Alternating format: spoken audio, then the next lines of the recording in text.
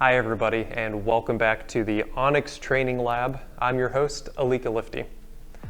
I usually get to teach you how to make 1 cup of really good coffee, but today we're gonna change things up, and I'm gonna teach you how to make 3 cups of really bad coffee.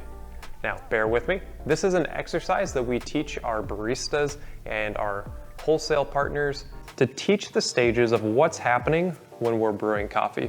So what I'm gonna do is create 1 recipe, and I'm going to separate that brew into 3 different stages. This helps us see what's happening when I'm brewing coffee and how I can manipulate that finished cup based on flavor to get the most balanced, best tasting cup of coffee that I can. So today's recipe is going to be 19 grams of coffee. Today I decided to use our Costa Rica Las Lajas Natural because most people who are going to dial in their coffee are going to use a single origin, and this Costa Rica has really distinct flavors that are really easily manipulated based on that extraction percentage. I'm also going to be using the Kalita Wave because it's one of our favorite brew methods to use here in the lab.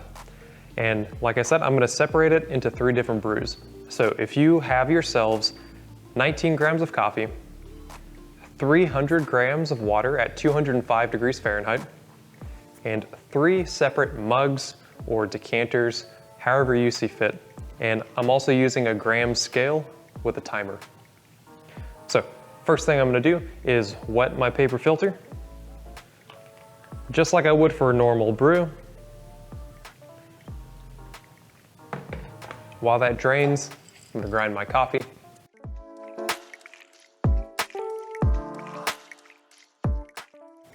$300 grams of coffee that I'm going to separate into 3 separate pours for 3 separate brews. Shake your Kalita flat, place it on your scale. Let's get ready to go. Get my timer ready. All right, and let's start our timer. And I'm going to pour 100 grams of water into my Kalita.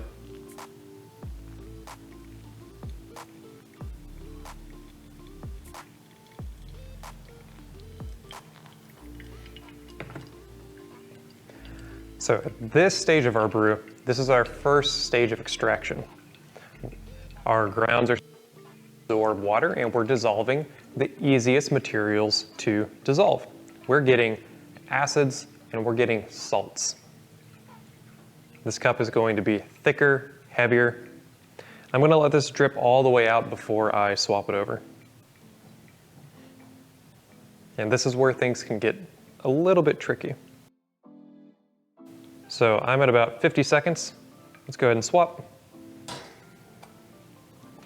Put my second cup or decanter over, tare my scale, and I'm going to pour another 100 grams. This begins our second stage of extraction. At this point, we begin to extract simple and complex sugars. This is where we get the sweetness in our coffee. First stage, heavier, thicker. It's where most of our extraction is actually happening.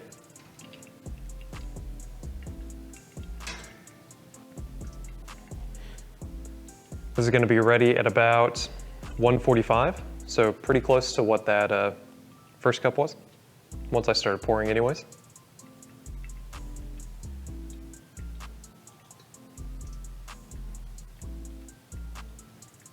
Let's let it go to about 150.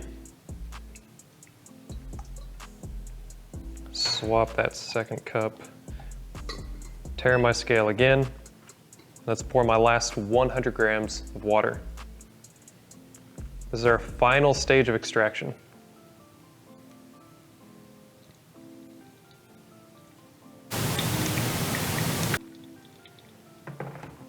You'll notice this color is lighter because I've already extracted so much of that soluble material inside of my coffee grounds. And so this later stage is more watery. There's more water simply passing through these grounds and much less soluble material. This is what happens when we brew our coffee really, really long. We start to get more dilution out of there because all of those solids came out in the beginning stages. And I'm just gonna let this drain all the way through.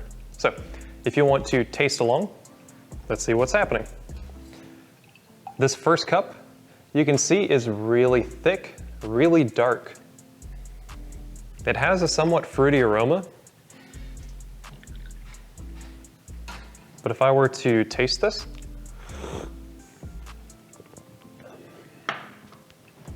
my flavor notes on this Costa Rica are listed as dark cherry, raw honey, mango juice, and vanilla. So fruity, sweet, smooth. But when I taste this first cup,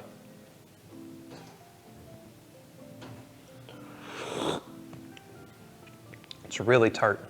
It's like unripe pineapple juice, because I've got acidity.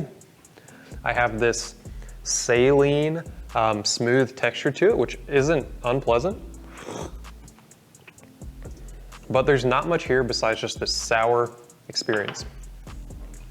And so that's what's happening in our early stage of extraction. When I first start pouring, or if my brew doesn't take very long, all I'm getting is this early stage extraction. Second part of my brew. This is where I start to extract simple and complex sugars. It's much sweeter than that first cup, but there's not much texture to it, and there's not any complexity. It's really just like water that you've let some like cane sugar dissolve on the inside of. Sweet, but not much else. Now, this late stage extraction, much lighter than the other two cups, hardly any aroma to it. Really, the strongest aroma is in this first cup. So this late stage, I start to get bitter elements.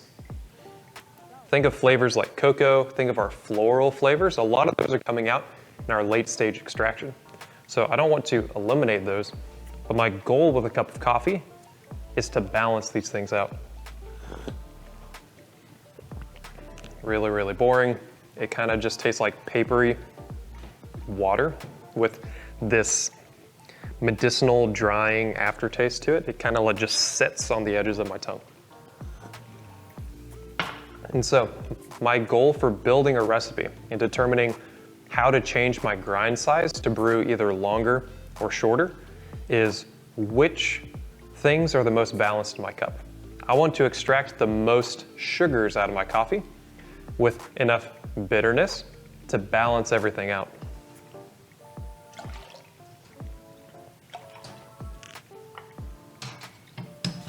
If I have too much of one thing, it overpowers the sweetness.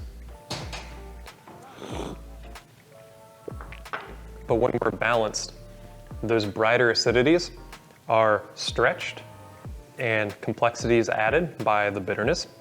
That sweetness turns what was bright yellower fruits into redder, longer lasting, sweeter fruits. There's that cherry and that mango when I'm balanced. If I'm under extracted, drain too fast, don't brew long enough, then what should be dried cherry and mango turns into tart, sour, unripe pineapple. If I were to brew way too long, what should be dried cherry, mango, long-lasting raw honey sweetness instead turns into cherry cough syrup. It's there, but now we've covered it up with bitterness. And so this is a really fun exercise that I love to do with our baristas, that we love to do with our wholesale partners, to really understand what's happening when we make a cup of coffee and what it means to say, oh, it needs more extraction or it needs less extraction. This is a really great sensory experience to help you decide whether you can change your grind size in your cup. Cheers and happy brewing.